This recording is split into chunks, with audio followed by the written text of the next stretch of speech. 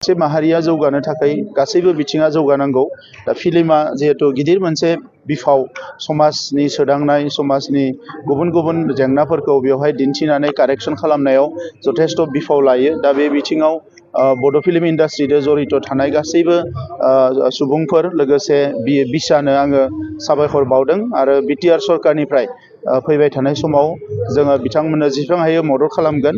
संकरदेब कलाक्षेत्रआव खुंफुंबाय बेजों लोब्बा लाखिनानै नोंथाङा मा बुङो?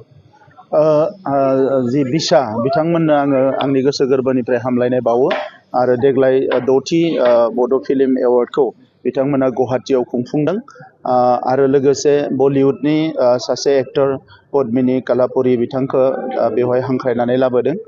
आङो मिजिंथिदों 1980निफ्राय जागायनानै दासिम बर' फिल्मा जथेस्थ' जौगाबोबाय।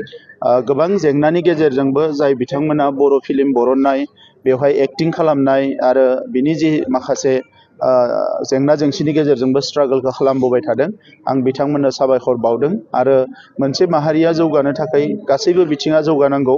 दा फिल्मा जिहेतु गिदिर मोनसे बिफाव समाजनि सोदांनाय, समाजनि गुबुन गुबुन जेंनाफोरखौ बेवहाय दिन्थिनानै कारेक्सन खालामनायाव जथेस्थ' बिफाव लायो। दा बे बिथिङाव बड' फिल्म इन्डास्ट्रिजों जड़ित थानाय गासैबो सुबुंफोर लोगोसे बिसानो आङो साबायखर बावदों आरो बिटिआर सरकारनिफ्राय फैबाय थानाय समाव जोङो बिथांमोननो जेसेबां हायो मदद खालामगोन। देग्लाय बोसोराव जोङो 1 करोड़ रां बिथांमोननि गेस्ट हाउसनि थाखाय सेंसन खालामदोंमोन आरो फैबाय थानाय समाव आङो बिसानि अफिस लुफुंनो थाखाय सरकारनिफ्राय आरोबाव 1 करोड़ रां होनाय जागोन। आङो बेखौ दिनैनि हाबाफारियाव फोसावगोन। मोनसे माहारिया जौगानो थाखाय गासैबो बिथिङा जौगानांगौ। दा फिल्मा जिहेतु गिदिर मोनसे बिफाव समाजनि सोदांनाय, समाजनि गुबुन गुबुन जेंनाफोरखौ बेवहाय दिन्थिनानै कारेक्सन खालामनायाव जथेस्थ' बिफाव लायो। दा बे बिथिङाव बड' फिल्म इन्डास्ट्रिजों जड़ित थानाय गासैबो सुबुंफोर लोगोसे बिसानो आङो साबायखर बावदों आरो बिटिआर सरकारनिफ्राय फैबाय थानाय समाव जोङो बिथांमोननो जेसेबां हायो मदद खालामगोन। संकरदेब कलाक्षेत्रआव खुंफुंबाय बेजों लोब्बा लाखिनानै नोंथाङा मा बुङो? जि बिसा बिथांमोननो आङो आंनि गोसो गोरबोनिफ्राय हामलायनाय बावो आरो देग्लाय 6थि बड' फिल्म एवार्डखौ बिथांमोना गुवाहाटीआव खुंफुंदों आरो लोगोसे बलिउडनि सासे एक्टर पद्मिनी कालापुरी बिथांखौ बेवहाय हांख्रायनानै लाबोदों। आङो मिजिंथिदों 1980निफ्राय जागायनानै दासिम बर' फिल्मा जथेस्थ' जौगाबोबाय। गोबां जेंनानि गेजेरजोंबो जाय बिथांमोना बर' फिल्म बरननाय, बेवहाय एक्टिं खालामनाय आरो बिनि जि माखासे जेंना जेंसिनि गेजेरजोंबो स्ट्रागलखौ खालामबोबाय थादों। आं बिथांमोननो साबायखर बावदों आरो मोनसे माहारिया जौगानो थाखाय गासैबो बिथिङा जौगानांगौ।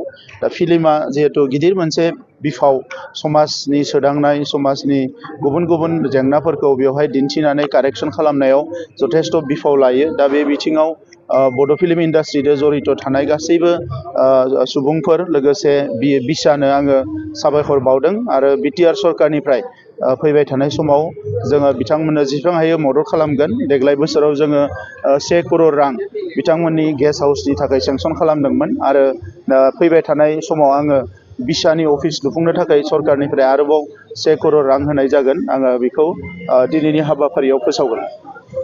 मोनसे माहारिया जौगानो थाखाय गासैबो बिथिङा जौगानांगौ।